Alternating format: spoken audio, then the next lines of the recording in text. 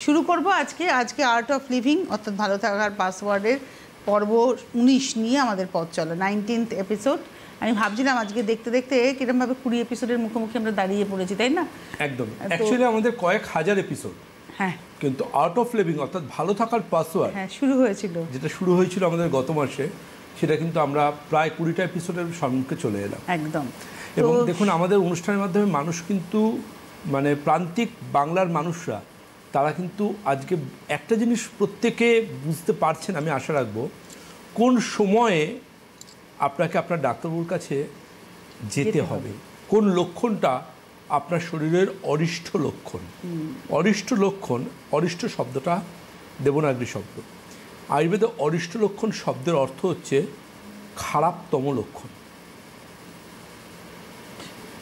আয়ুর্বেদের টার্মিনোলজিগুলো খুব ইম্পর্ট্যান্ট। রোগের কারণকে নিদান বলে। নিদান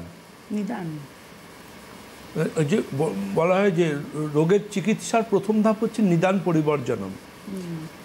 নিদান পরিবর্জনম অর্থাৎ রোগের কারণকে বন্ধ করবেন, তারপর আপনি ওষুধ শুরু করবেন।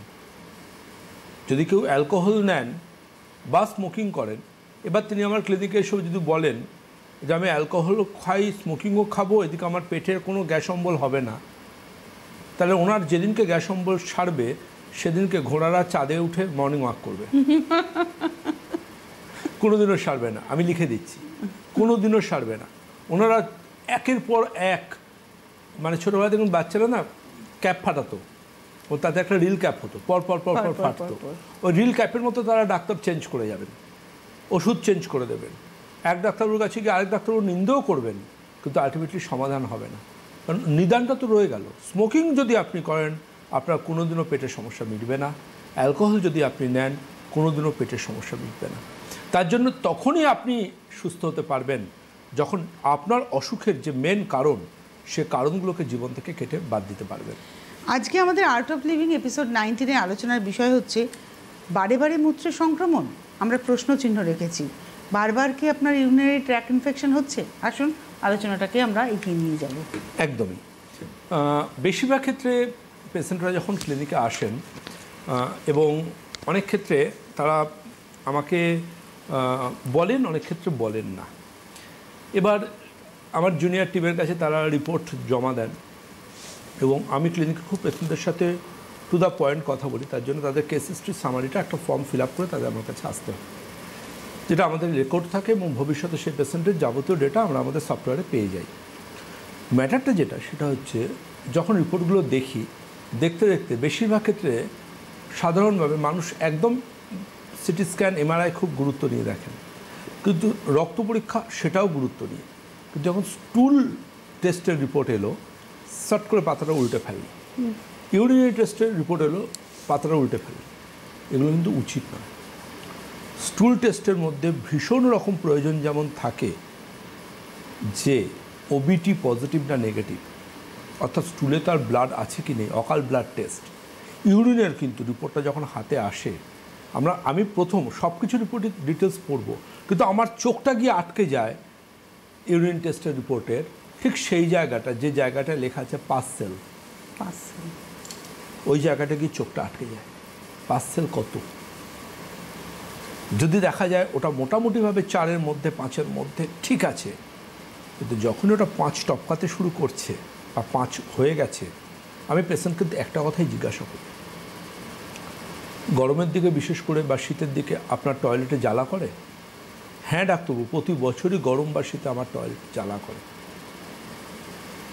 শুরুর সময়টা তো আমি খুব ভয় খাই, তারপর ওষুধপত্র খাই, বিভিন্ন অ্যান্টিবায়োটিক্স খাই, কমে যায়, কিন্তু ওই আসছে বছর আবার হবে, যেমন দুর্গা ঠাকুরের ক্ষেত্রে আমরা বলি ভাসানের সময়, পরের বছর গরমে গিয়ে আবার আমার সমস্যাটা ফিরে আসে। That is recurrent UTI, urinary tract infection. এবং এই যে রিকারেন্ট ইউটিআই সমস্যায় যে ওই যে ওনারা এই জিনিসটা বলেন, এর মধ্যে কিন্তু আমরা ডাক্তারবাবুরা কিছু ক্লাসিফিকেশান খুঁজে পাই। জানবেন রিকারেন্ট ইউটিআই কেন হয়, এর কারণটা ঠিক কী, সেটা নিয়ে অবশ্যই লাইভ প্রোগ্রামে বলবো, কারণ আমার হাজার হাজার মানুষ সন্ধ্যাবেলা অপেক্ষায় বসে থাকেন এরকম গুরুত্বপূর্ণ অসুখের সংকেতগুলো ধরে নেওয়ার জন্য। কিন্তু তার আগে প্রয়োজন এই যে ইনফেকশানটা, ইউরিনারি ট্র্যাক্ট ইনফেকশানটা, এই ইনফেকশানটা কি পজিশনে আছে জানা। যেটা বলে দেবে কিন্তু ইউরিন টেস্ট নয়, যেটা বলে দেবে কিন্তু আল্ট্রাসোনোগ্রাফি বা সিস্টোস্কোপি।